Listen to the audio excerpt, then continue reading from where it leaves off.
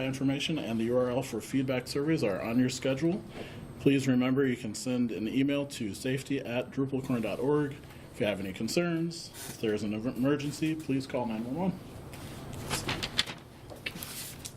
Thanks. Welcome to Audit Your Theme. My name's Andy Olson, and a little bit about myself. I'm a front-end developer from the Chicago suburbs. I've been working with Drupal since 2008. It was really cool to see John Van Dyke because that was the book that was recommended to me to get started. So it was really exciting for me today to go, that's the gentleman. So I'm also a Hawkeye, born and raised here. As you can see from the picture, not a lot has changed. I'm just not wearing the cowboy hat today, but excited to be here. I work for a company called HS2 Solutions. We're a full-service digital agency. We have a great team of experienced Drupal developers in addition to design and UX. We're often hiring. If you're interested and want to talk more about HS2 and what we do, I'd be happy to chat with you. Today, what we're going to talk about is three major things. How to analyze your theme, helpful tools that are going to help you really dig into your theme, and then just some Refactor pro tips. But before we get into all those things, you might ask yourself, why are you here? Perhaps with your theme, it's grown over time. It started maybe in this bucket down here, and it's just kept on going. It's slowly spilling out of this bucket. So maybe you fall into that bucket that, hey, my theme has just grown and grown over time. Another bucket is you may have just carried these heavy buckets up. You're at the top of the stairs. The launch is complete.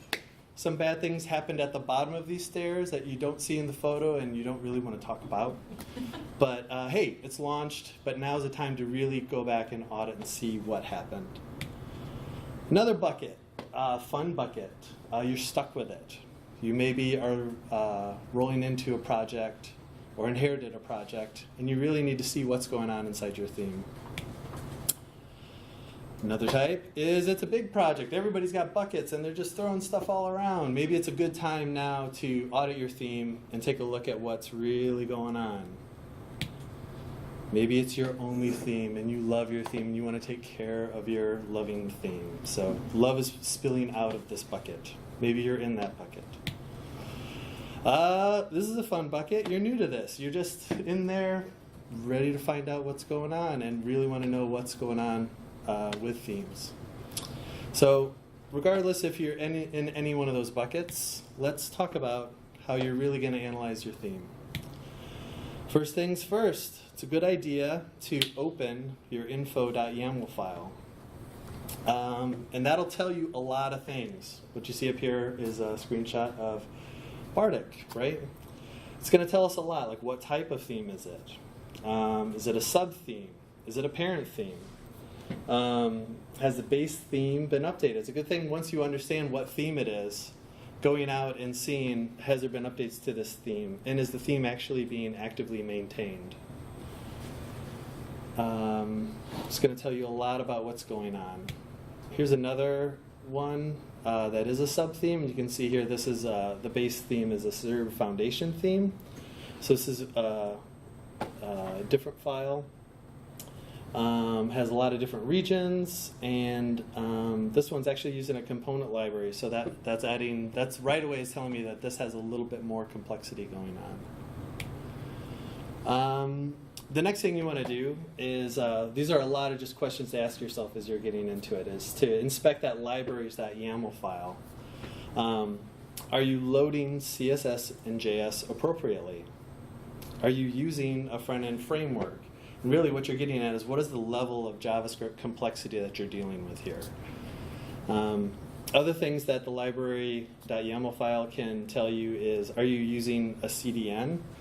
And web fonts, and are they external? It's really trying to give you a good landscape of what's going on under the covers with your CSS and your JS.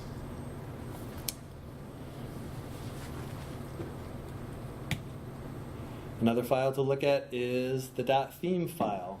So it's a good idea to review your hooks and see how many template overrides that you're dealing with. Again, the idea is just opening up these files tells you a lot about the complexity and what's going on. Another good thing to look at is seeing your breakpoints. What are your screen sizes? The other things the breakpoints YAML can tell you is, do you implement responsive images? So, good things to look at and get your hands around.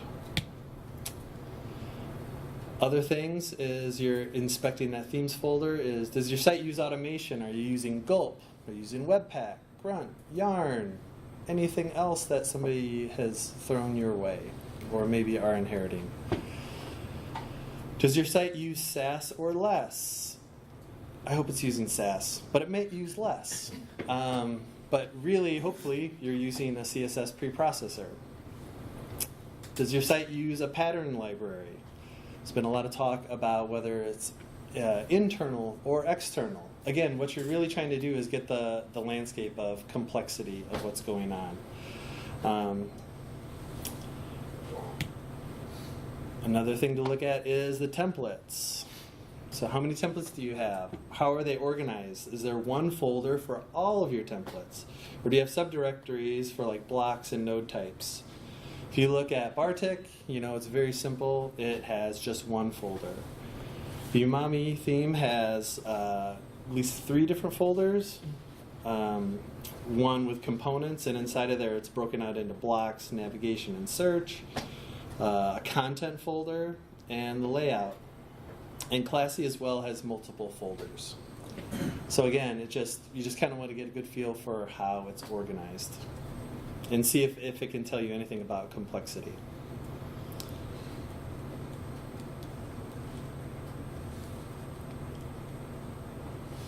All right. Another thing is, does the site use, so this is an important one, sorry. Almost skipped over it. Does the site use modules that are inserting CSS or JS? Has anybody had a site and you're like, where in the Wild West is this coming from?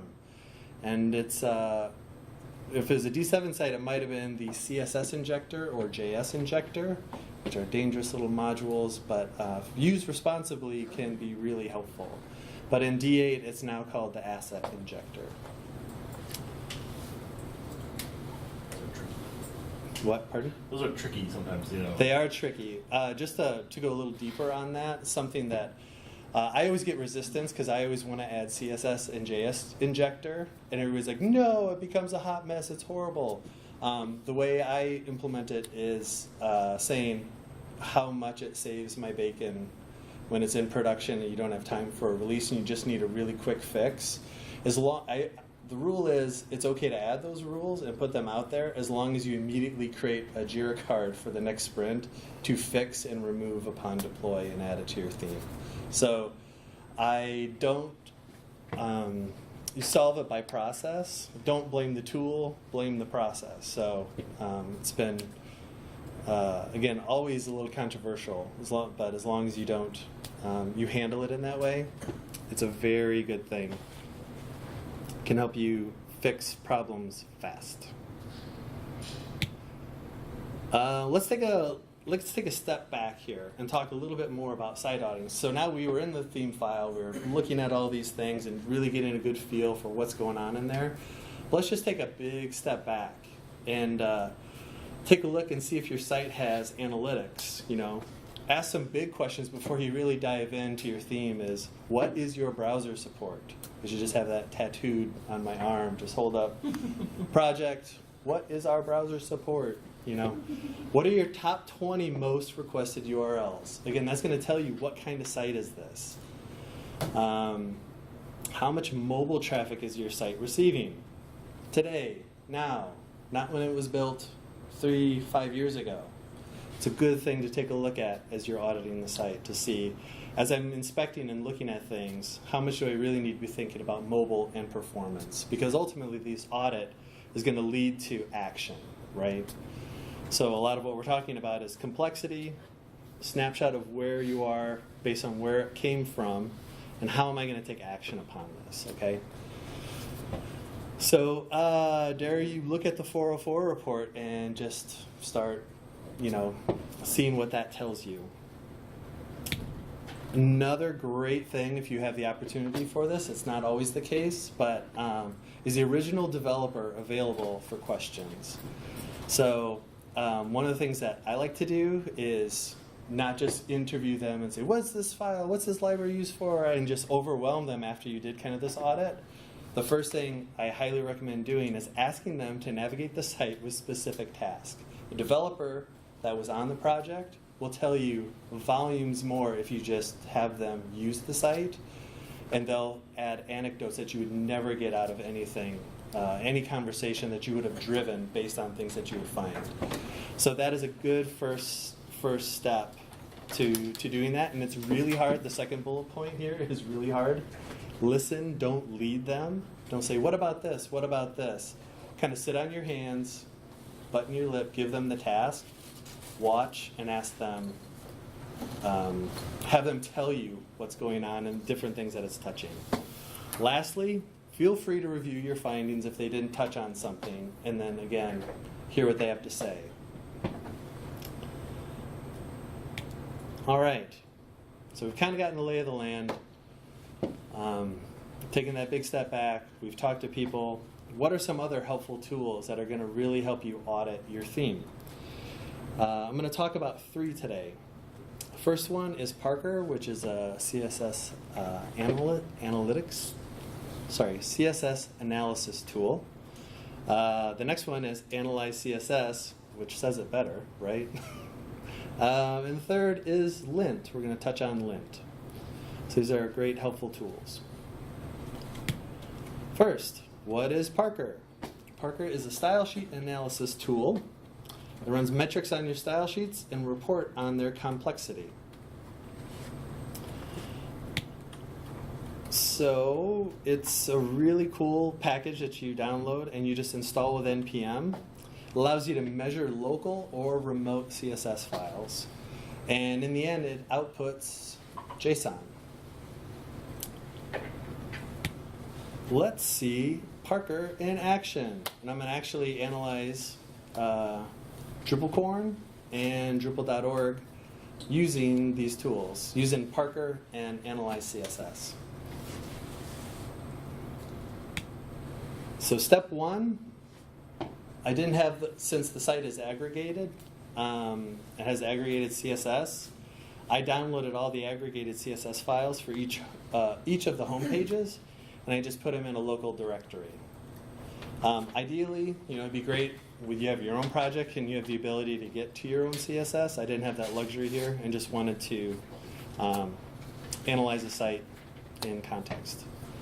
So the next step was to run Parker against that directory that had all the CSS files and output the results.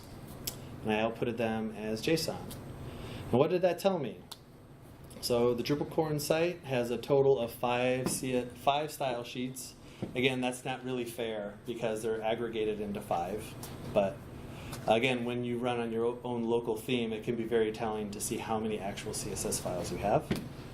The total style sheet size is in kilobytes, so pretty lean at 49 KB. So it has a total rules of 677, total selectors of 1,199, blah, blah, blah. And you're probably going, all right, yeah, rules, selectors, identifiers, declarations. I kind of remember what that was. I did the same. I'm like, what do those mean? How is that helpful? So let's take a step back and do a little CSS 101 so we know really, I know I needed to kind of have these terms re-embedded and readdress them. So, little CSS 101. This is a CSS rule, okay? This is a selector. This is a declaration that has a property and a value. All right? So now when we say selectors per, so then that's the next part of this, okay? So we have that many rules. We have over, about 1,200 selectors within all these CSS, within the aggregated total CSS files. Total IDs of about 2,700, and that many declarations. Okay, mileage may vary. These are good numbers to just kind of start out with and get a good feel for what's going on. Let's move on to the next part of the report, which really is selectors per rule, IDs per selector, specificity per selector, and a lot of other stuff. All right, let's first talk about selectors per rule. You're going to really want that to be as close to 1 as possible, because lots of selectors per rule suggest that you're applying the same declarations or the same styles to a number of different selectors. I'm going to show you an example here in a second, because that's kind of a lot to take in. But in the end, you want a rule per selector to be nice and lean. So in order to do that, perhaps we could create, let's just go to the example actually. So on the left side here, you're going to see a before that has lots of selectors. So what this is doing is it's just kind of a form styling, right? It's adding a border, background, color. You know, it's adding all these different selectors. Well, it's a lot leaner to just say, hey, let's roll all these into a CSS class and then apply that class to our form elements. And our CSS is a lot cleaner. Again, that gets our selector per rule closer to 1.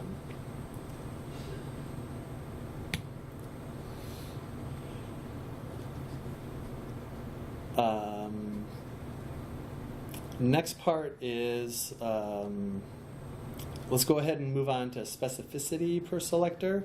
So that number is 21, okay? What the heck is 21, right? So I'm going to take a brief tour and talk about specificity and how that's determined. And then we're going to come back to the specificity per selector as 21, all right? So specificity, there is 4 numbers. The first number all the way on the left means it's most specific, okay? And you count that up, so that would be the number 1. And I'll show an example here in a second. The next, that means a rule is most specific, that's going to win all the time, is an ID, okay? IDs are really powerful, and that's not as strong as an inline style, but it's the second strongest to have a CSS rule applied. The third number is a class. And again, you just count up that. And then the last one is an element. So let's see some examples of specificity, all right? So this is an inline style. As you can see, the number is flipped to 1, so its value is really like 1,000. And doesn't matter what I do to this LI, this inline style is always going to color it red, okay? So that is highly specific. The next one here is an ID. So this rule, in this case, has 1 ID. It has 1 class, which is active, and it has 3 elements to it, okay? So its specificity value is 113. So as you can see, this one's going to win because it has a higher value of 1,000. This one is 113.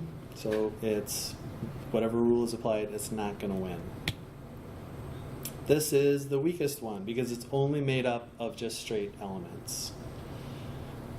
All right. So that's a little detour of specificity, so we can get back to that number.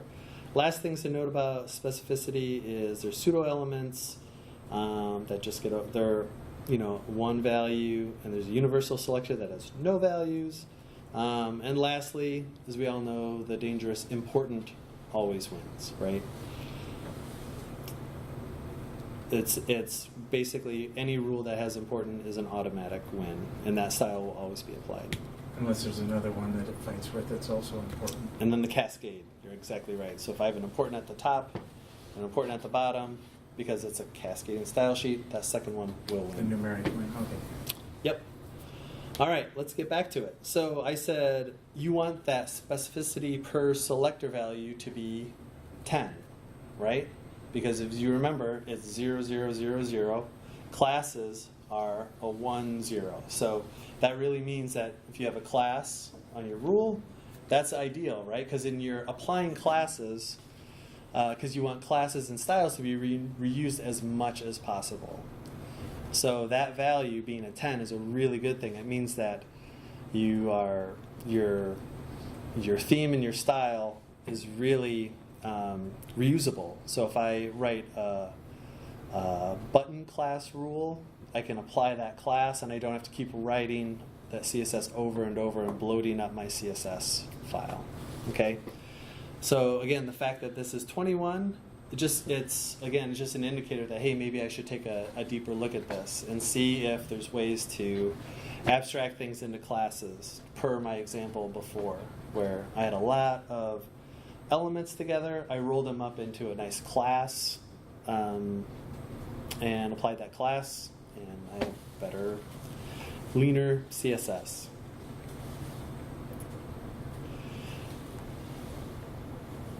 So another thing on here, as you'll see, is the total ID selectors are 76.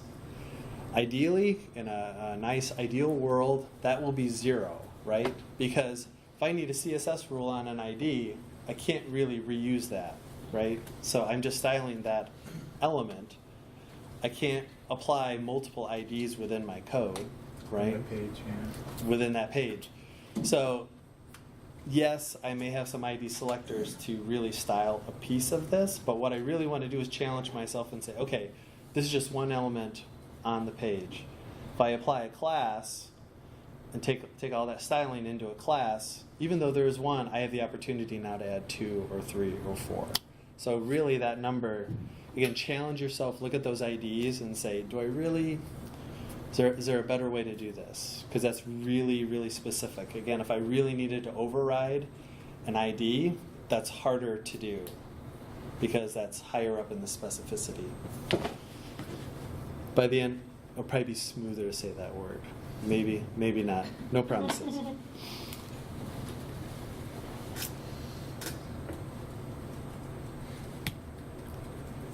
All right. More things that Parker tells you. Again, these are great things that are numbers that Parker spits out that just allow you to understand them and go investigate. Other things that it tells you, which is really, really important, is how many importance you have. So in this case, there's 18. Go find them. Why are they there?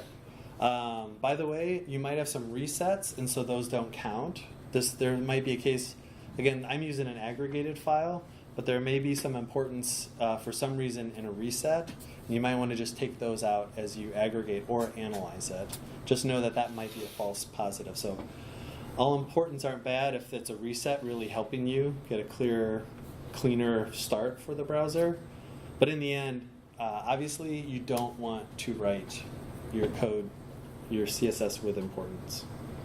The last thing that Parker tells you, which is really great, is the total number of media queries. It goes through everything and collects and tells you how many media queries, how many breakpoints your CSS has. And it appears as if DrupalCorn has 6. So there you have it. When it aggregates, what is the order? In the order that it's found in the info file?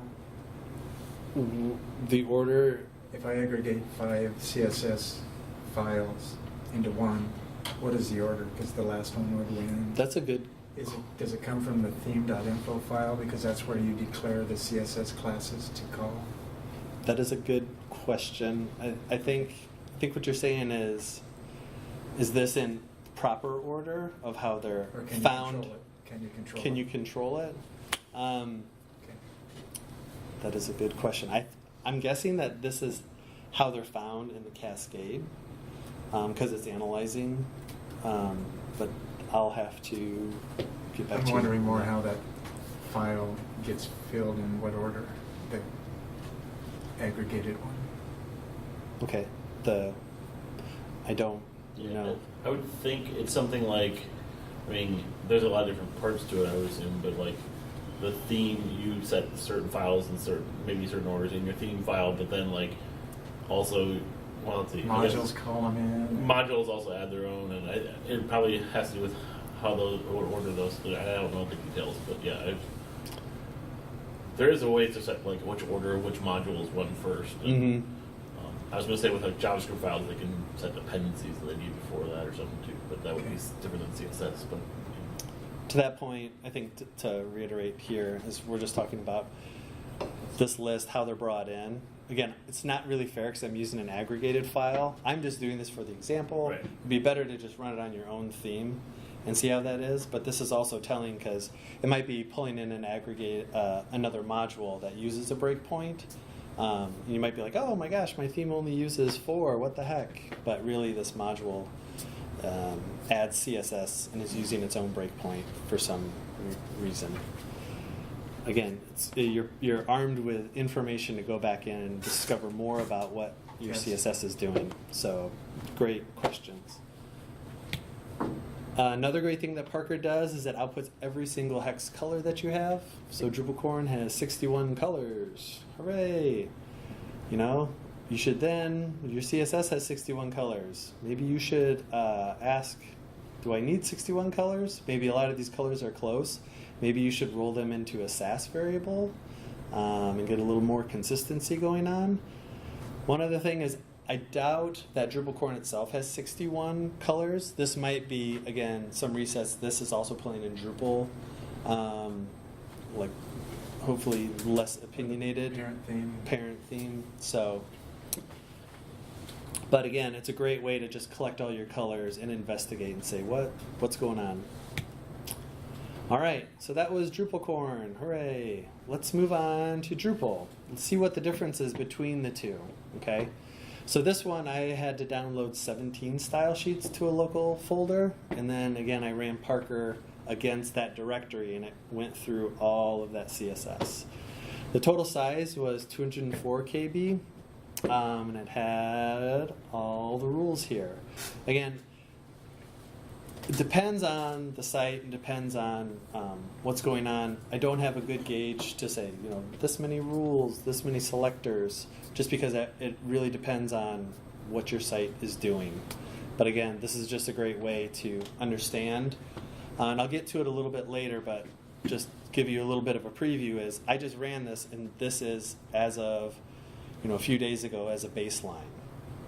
What I'm going to recommend at the end is a way to just run Parker and see how it grows over time. So again, it's a great tool telling you these things. So if all of a sudden from sprint to sprint, your number of rules goes from 1901 to 3000, that was a pretty big release. How? Why? You know, maybe some of these other numbers will change. So selectors per rule, again, we want to keep that close to 1. It's at 1.5. IDs per selector. And then specificity again. You want to keep that close to 10. It's at 49. So something to look at. The other good thing that it does is it says it has this top selector. It gives you basically the worst culprit on here and identifies which one. So when it says top selector, specificity selectors, this is a pretty intense rule, right? Ask yourself, what's going on here? Is there a way to optimize this? You know, is this aggregated in some way? Is there really a need to have 3 IDs to style whatever's going on in there? And again, ID selectors, you want to keep that low because you shouldn't be styling IDs because you can't reuse them because you can only reuse them one time in the page. You want to be nice and lean. Has 19 important keywords, again, maybe off due to a reset, but again, go inspect them. Drupal.org is using 20 media queries, and here they are. It would be good to know why and what's going on in between these 2 breakpoints. Is there a really important thing? Could we roll them up and use just one? Just a good way to dig in and find out what's going on at all breakpoints. Colors, a lot more colors, but one thing you'll notice is that the first few colors are the same. Again, it may be due to a reset or some standard Drupal CSS that's out there. So that's, I know You don't see them side by side, but DrupalCorn had the same first colors. So, but obviously Drupal has more. I think they had 60. Anyway, moving on. So Parker, great. Spit out a lot of numbers. It told us a lot of interesting things that we'd have to hunt and find. And it gave us a good baseline for what's going on. So what are some of the pros? It works really, really well for one compiled CSS file or a directory containing all of your CSS. I'll just skip to the con really quick. It doesn't traverse deeper folder structures to find all the CSS. All the CSS has to be at this root of that directory. Kind of sucks because it doesn't seek and destroy. Maybe somebody here is smart enough and can find a way to enhance that because Parker is open source. But for now, it doesn't traverse and go and seek and find CSS. Big pro for me was measuring the file size of the CSS. Again, identifying all the color values and all the media queries and finding those important declarations to really ask yourself why. So a con is it doesn't really give you a full picture of the site if you're following D8 recommended approach of dynamically loading CSS and JS. So at least this didn't give us a full picture of the site. And another con is it was last updated in July of 2016. I'm not really sure what's going on with it. It's still a very useful tool in spitting out great results that allow me to investigate, so I still would say it's a good tool. But because it was last updated in 2016 led me to see, is there something else better out there? And that led me to analyze CSS. So this is yet another node package tool that checks the redundancy and validation errors to keep your CSS simple. You test, weigh, and analyze your CSS selectors to reduce the complexity and optimize performance. That's off of their site. But all really good things to strive for, especially when you're auditing your theme. So this looks very familiar because it's kind of the same tool. It is installing with NPM. You measure local, or you can give it a URL to look at remote CSS files, and it outputs JSON. Again, I used it for DrupalCorn. What it does is it just gives you different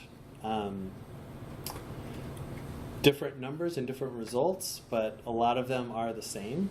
I'm not going to go over each one, but I just wanted to show you that like it has the same number of colors. It actually counts comments, which is interesting, and empty rules. Still counts the number of importance and media queries. Another great thing, though, that it does is it has this offenders list. And so this, once again, kind of spits out things that, hey, you should probably go investigate. So, again, it's telling you almost exactly what importance are doing here. And also spits out your media queries and your colors. Again, duplicated selectors. It's saying, hey, table's been defined 3 times. What's up with that? So go find out. Same with Drupal.org. Ran it through, again, get very similar numbers to what you got from Parker. But again, you get a nice list of offenders. So the pros and cons of it, there's additional metrics compared to Parker. And at the end, I have links, and there's good documentation to, again, help you understand what do those numbers mean and how can I investigate to improve my theme. Again, I like that list of offenders to seek and solve, and it's updated and maintained. It's updated within the past month.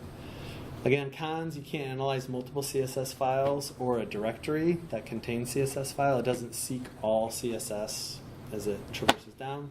And again, it's not really a full picture of your site if you're following dynamic loading per D8. Lint. What is Lint?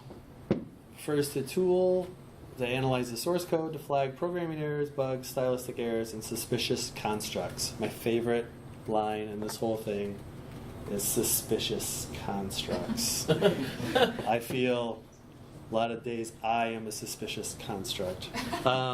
Linting is a process of running a program that will analyze code for potential errors and suspicious constructs. Basically, you should be linting your JavaScript and pre-processing. You can install it as part of your automation. What it does is it catches mistakes. It saves your bacon because you forgot a semicolon or something that would cause an error. It'll just stop. And it makes you write better code. Let me say that again. Doesn't help you write better code. Linting makes you write better code because it won't compile. You can set it up and say, nope, that's not going out. So linting's been really great to catch a lot of things before you get out there and you're like, the nav's not working, and you look and see all the errors at the bottom, right? That's never happened, ever. Cool things that lint can do. You can configure it to never allow important in your CSS. Hooray! You would write it and it would just say, nope, nope, nope. And then you do what Dan would do and add CSS injector and make everybody mad. No, just joke. These are linters that we've used: SASS or SASS lint, JS hint, or gulp ES lint. There's also a BEM lint that can enforce naming conventions, which is really pretty darn cool. Okay, so these are some great tools that help you write better code, help you inspect and see what's going on. But that's just a whole lot of numbers. You're sitting there like, what's some action that I can take? So if you've audited, I'm going to give you some Refactor pro tips. So the idea is to change your audit into action, all right? So first thing, organize your CSS. Hopefully, perhaps you are looking and talking about atomic design, component-based things. Another thing you can look at is like a SMACCS structure. Again, there's rules to SMACCS. A link to the site about SMACCS, talking about how to structure your CSS.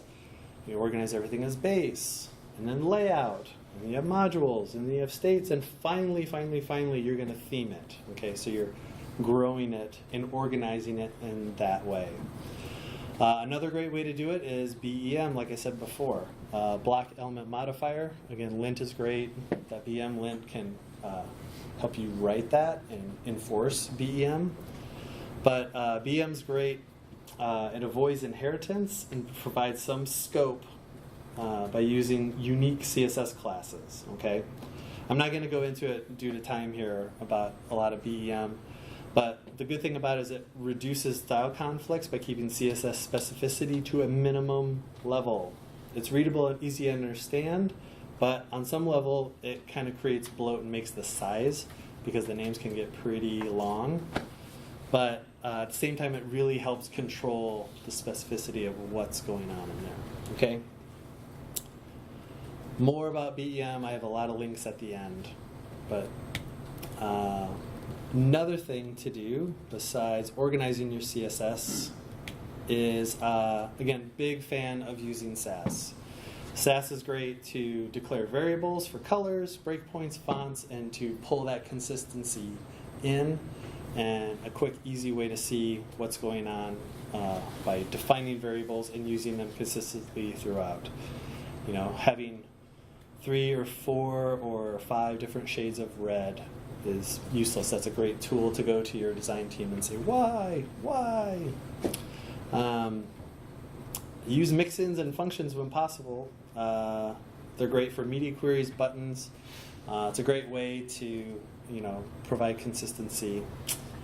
Useful for nesting selectors. One thing, don't overuse the add extend. It can lead to bloat. There's some really great articles. I have links at the end here about all these things. I'm not saying don't use extend, but just be careful because there's times when I first learned about extend, I was like, this thing's great, and my style sheet just went bananas because of all the selectors. It was crazy. Last thing with SASS is more for automation, so it probably doesn't belong here, but use an auto prefixer to reduce the size. So that's more in automation. But again, this is a link to an auto prefixer. If you don't know what auto prefixer is, the parts of the CSS to add vendor prefixes to CSS rules using can I use. You can also be specific with what browsers you want. So if you know your browser support, you can tell AutoPrefix, like, hey, look for these, and it will. Another quick, easy thing as you refactor is to look at your image sizes. Sometimes you have images in your theme. Might be a good time to optimize the images. There's image optim, there's compressor IO, but that's an easy, quick win to just save some bits and bytes as your theme loads. Another thing, cache busting. Has anybody made an update to an icon library, font library? And then there's a release and none of the icons change. You're like, what's going on? You know, most likely you didn't, in your CSS, bust the cache on that. It's because the files name the same thing. So there's some great tools with Grunt and Gulp to help add that little bit at the end so it's unique and so those icons show up. So you can use those tools. There's also just a quick, easy SASS variable trick where you set a CSS version variable, and then as you load that image or that font library, you just add the variable there. Pretty easy to do. And also, again, helps out when people say, nothing's changed, what's going on? And then they answer to say, people see it in a week or so, because it's cached in their browser, not cached on the server. All right, JavaScript. So some refactoring you could do is include JavaScript as libraries only when you need it. Again, the D8 way. Always, always, always use Drupal behaviors. Allows you to pass data into your JavaScript, reusable functions. If you're doing anything Ajax-y with JavaScript using Drupal behaviors, you will thank yourself. So Drupal behaviors are great. Write in ES6. Definitely take that on. We should be writing in that. Now is a good time as you're auditing. Other things to look at. Analyze your speed. Here's two links to Pingdom, Page Speed Insights. Again, if you're taking it in tooling, it's a good idea to capture kind of a baseline and just see where things are and just keep track of your speed. Mobile performance. Some pro tips are implement responsive images. I have, again, a great link to an article at the end here talking about some really quick, easy wins for mobile performance, which is how to easily remove tap delay if you don't already have it. Talking more about the idea of skeleton screens. So as the page loads, you know, they have the idea that something is coming there, and then it loads into there. So skeleton screens are a good thing. Again, if you're looking to not only audit, but now's the time to improve your mobile performance. So, you know, now's a good time to do that. Responsive touch feedback, like material design, again, helping out that user. Progress bars and navigation, really just thinking through your theme and trying in any way to not only help your performance, but really set the expectations of the user and help the user. Speaking of users, why not help all users? There's been some great talks this weekend about accessibility. Two amazing tools. One was already brought up by Carrie Fisher, the Axe browser extension, which is great. But really, there's no excuse anymore because Chrome has a built-in lighthouse. Their extension in Chrome is great to just give you a great accessibility check. So again, as we're baselining and auditing, looking to improve things, you know, don't just help the user, let's include all users. So last thing too, help yourself. Visual regression testing. You know, that's something that's new, not new, but something that's pretty hot, and some great talks that are out there now. I've heard a lot of great things about Backstop. I know at HS2 we're looking at implementing more with Backstop. I know there's a Backstop generator module. Have not used it, but it's out there. It's on my list of things to look at. So visual regression testing, definitely something to consider as you're looking to bolt onto your theme. Okay, so I've talked a lot about tools that spit out a lot of numbers. I've talked a lot about auditing and saying, hey, you should just baseline and see what your page speed is.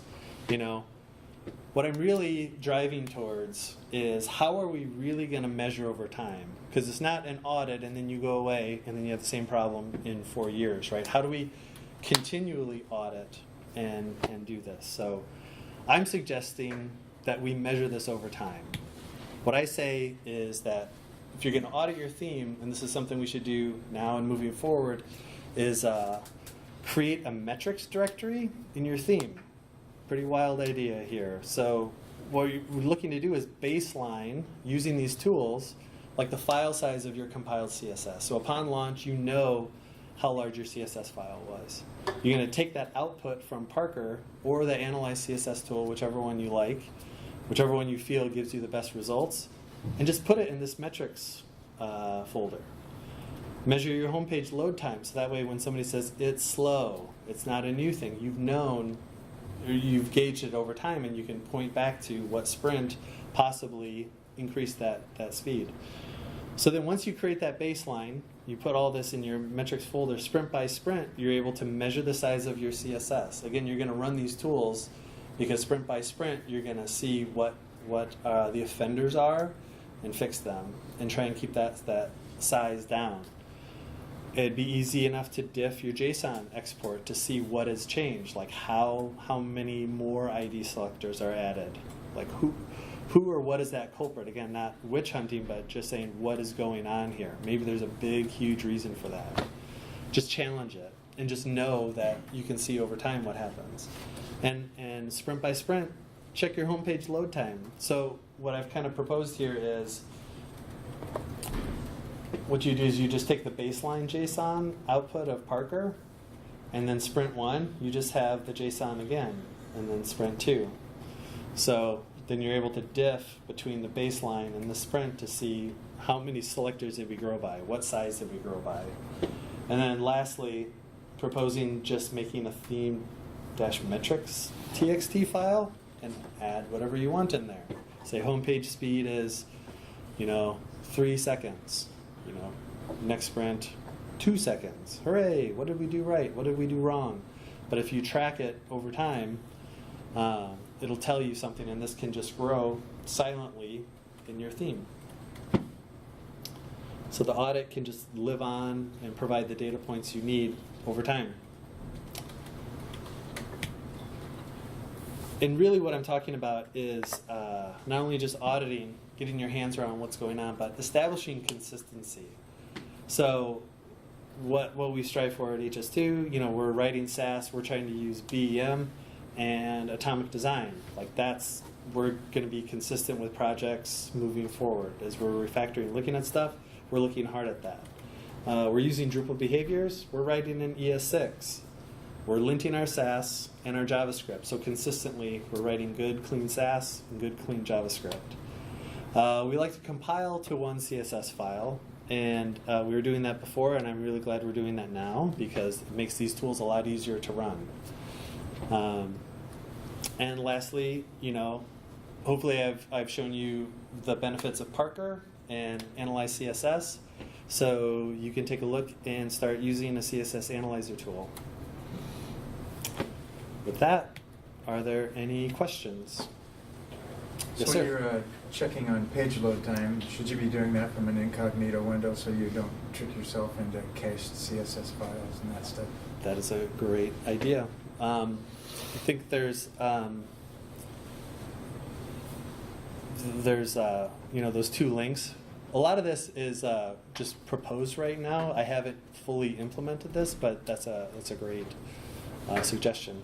Right, 'cause I use Bootstrap, and I know its base is 128 KB or something, and so if you think that loads everything, it's tough, but cache saves you. And also, if you load it after a site that also used it, you don't load it at all. And It's true. so those are some of the tricks that can make your numbers wobble. To reiterate, using Bootstrap, it might be already loaded in the browser, so use an incognito to get a true load time.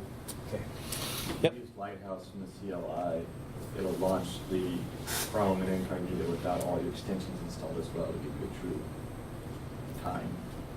Cool. Any other questions? You said you had links. Are they here? Yes, they're here. And will you be sharing the deck? I did, and the links didn't come through, which broke my heart, and I will madly fix that. Okay. But yeah, these are, this presentation was a collection of all of these resources. Parker's by English woman named Katie Fenn. It's a great article, Improving Your CSS with Parker. A lot of the BEM stuff, I know I haven't been on a project that fully implemented BEM. I've just done some code reviews, so I'm still getting immersed in BEM. Very passionate about like SMACCS and just organizing your CSS. I'm not strict about how I organize my CSS, but as long as a project has organization and it makes sense to the project, I'm fine with it.